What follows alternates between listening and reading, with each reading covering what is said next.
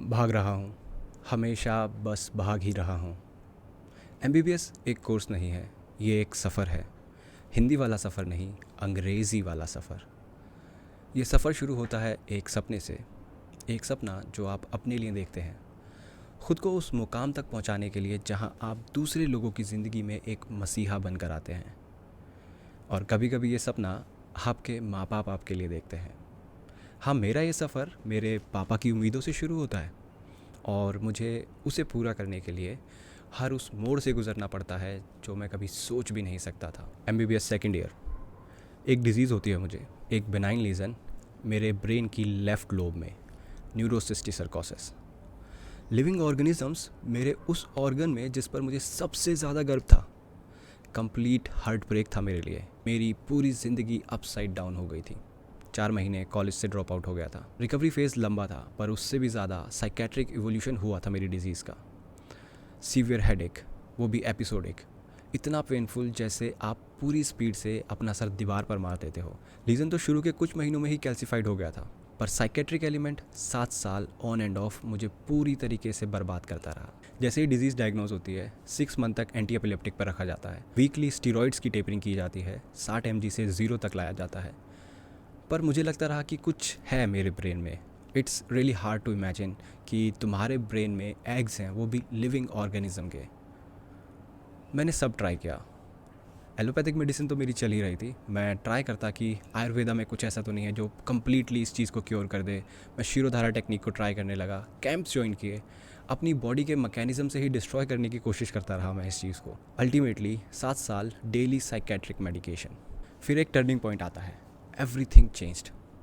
हर zone से बाहर, हर medication से बाहर। अब मैं हेल्दी हूँ, पर ज़्यादा स्ट्रेंथ के साथ। अब मुझे अपनी शॉर्ट कमिंग्स का कोई डर नहीं है। अब चलते हैं थोड़ा पीछे। जैसे ही मैं कॉलेज से निकला, घर आया, थोड़ा सोच विचार किया, नेक्स्ट क्या होगा लाइफ में। ये फील्ड कंटिन्यू करनी है या कुछ और ट्राई करना है। मैंने डिसाइड किया कि मैं बेंगलोर शिफ्ट हो जाऊंगा अपने भैया भाभी के साथ, और वहाँ रहकर मैं एक बिज़नेस बिल्ड करने का ट्राई करने लगा।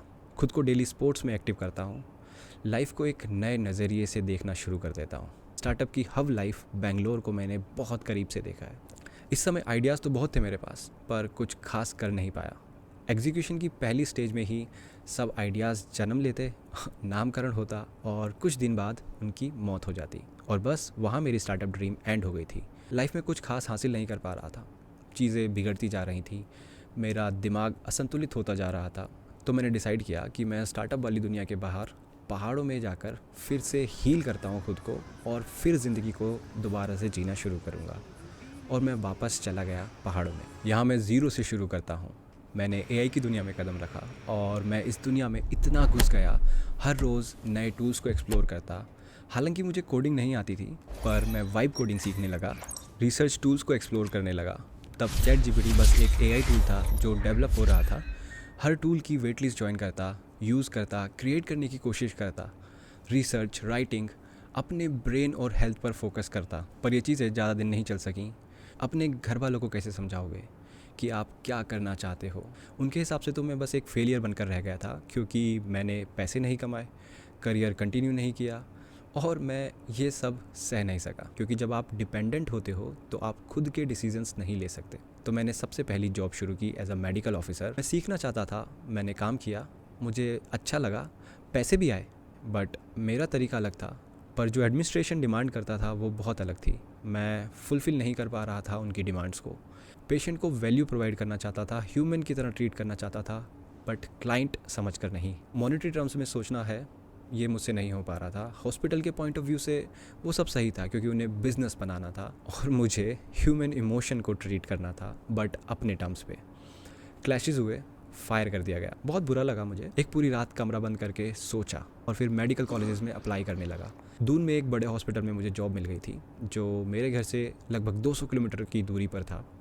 तो घर से जाने के लिए बुरा भी लग रहा था और अच्छा भी। समझ ही नहीं आ रहा था कि करना क्या है लाइफ में। तो मैं बस अवॉइड कर रहा था कि कब कोई ब्रेक थ्रू मिले और मैं अपने पूरे पोटेंशियल को अपने अकॉर्डिंग यूज़ कर सकूं। बट ऐसा हो नहीं पा रहा था। किस्मत ने मुझे काफ़ी हेक्टिक ब्रांच में as a junior doctor, non academic junior doctor बना दिया, जो मैं खुद भी एक्सपीरियंस करना चाहता था कि इस ब्रांच में एक्चुअल में वर्कलोड होता कैसा है। मुझे मज़ा भी आने लगा शुरू में। बढ़िया शहर था, बढ़िया लोग थे, मस्त खाना, चिल भी कर सकते थे वहाँ आप, और मैं यूज़ टू होने लगा।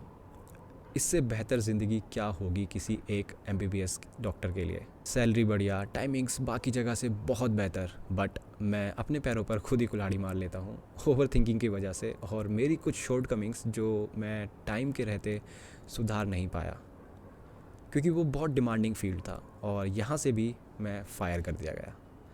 अब एक ही रास्ता बचा था मेरे पास कि चुपचाप बैठकर पढ़ाई करूं, PG के लिए प्रिपेयर करूं। लेकिन उससे पहले मैं चाहता था कि मैं खुद से सवाल पूछूं कि मैं इस चीज़ के लिए प्रिपेयर हूं या नहीं। जब मैं अपनी लाइफ में ऑलरेडी इतनी मेंटल इंस्टेबिलिटी से निकल कर आया हूं, मैं सोचने लगा अगर मेरे पास पैसे होते, कोई सोर्स होता जो मुझे वो करने दे जो मैं करना चाहता हूँ, तो शायद मैं बैठकर दिन रात रिसर्च करता और कुछ इम्पैक्टफुल बनाता, जैसे मैं बचपन में करता था।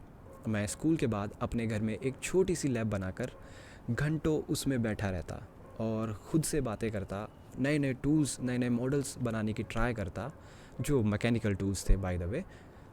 कभी जंपिंग शूज़ बनाने के लिए स्प्रिंग लगा देता, तो कभी रिमोट से कंट्रोल ड्रोन बना देता, तो कभी रिमोट कंट्रोल रोबोटिक आर्म बना देता।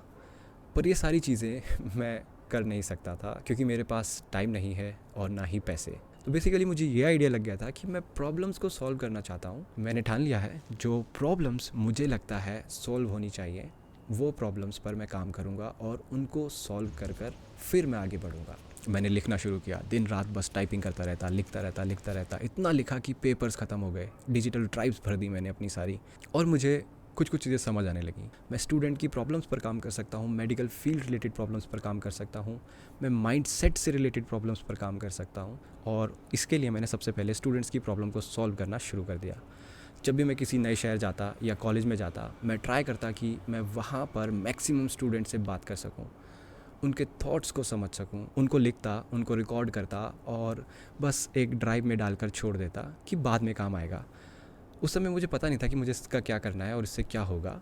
अभी बस मेरी रिसर्च पर्पस है, बस ये सोचकर मैं रख लेता, और ये डेटा इकट्ठा होता गया, जहाँ पर मेरे पास एक कॉलेज स्टूडेंट की प्रॉब्लम को समझने के लिए आसानी हुई। इन सब चीज़ों के बाद मैंने एनालाइज़ किया कि कॉलेज स्टूडेंट्स को क्या चाहिए। एक्स्ट्रा फ्री टाइम, कुछ नया सीखने के लिए, नए लोगों से बात करना, थोड़ी सी फेम बिना मेहनत के, और भी बहुत सारे पॉइंट्स जो मुझे समझ आने लगे कि एक स्टूडेंट कॉलेज में चाहता क्या है। सबसे इम्पॉर्टेंट, एक्स्ट्रा पॉकेट मनी। फिर क्लिक होता है एक आइडिया, जो एक बार मेरा एक जूनियर, उसे पैसों की ज़रूरत पड़ रही थी और मैं चाहता था कि वो कॉलेज में ही कुछ ऐसा करे जिसमें वो बेस्ट हो, पर उसके अकॉर्डिंग वो किसी चीज़ में बेस्ट नहीं था। फिर मैंने सोचा कि कोई एक चीज़ तो होगी जो उसे यहाँ तक लाई है, मतलब इस कॉलेज तक लाई है, एटलीस्ट कॉलेज में तो आ ही गया है ना वो। और फिर यहाँ से शुरू होता है इस आइडिया का जनरेशन कि वो एक कॉलेज का एक्सपर्ट है जिसे उसने रात दिन जिया है। उससे बेहतर गाइड कौन हो सकता है इस कॉलेज का। ओके, तो अब सवाल उठता है कि वो गाइड किसे करेगा। स्टूडेंट्स जो कोर्स या कॉलेज सर्च कर रहे हैं उन्हें। ओके, तो ये उसी तरह काम करेगा कि कोई एक स्टूडेंट किसी कॉलेज के स्टूडेंट को सर्च करके उससे बात कर सकता है और उस कॉलेज में जाने से पहले उस कॉलेज की इनसाइट्स को ले सकता है और एक इन्फॉर्म्ड डिसीजन मेकिंग कर सकता है अपने करियर के बारे में, अपने कॉलेज सिलेक्शन के बारे में। पर इससे उस कॉलेज स्टूडेंट को क्या मिलेगा? उसको मिलेगा लिटिल मॉनेटरी हेल्प, बट सिर्फ इतनी सी चीज़ों से तो ये आइडिया नहीं चल पाएगा। रिसर्च करनी होगी, मार्केट ढूंढना होगा, बहुत कुछ एनालाइज करना होगा, और मैं लग जाता हूँ काम पर। इस पूरी जर्नी में मैं आपको दिखाऊंगा कि एक स्टार्टअप फ्रॉम स्क्रैच कैसे बनता है। मैं आपको इनवाइट करता हूँ इस जर्नी में पार्टिसिपेट करने के लिए, क्योंकि आप भी अब इस सपने का एक हिस्सा हैं। ये रेस अभी ख़त्म नहीं हुई है, अभी तो शुरू हुई है। So this is all for today. I am Dr. Dark and I'll see you in the next video on the other side of the screen.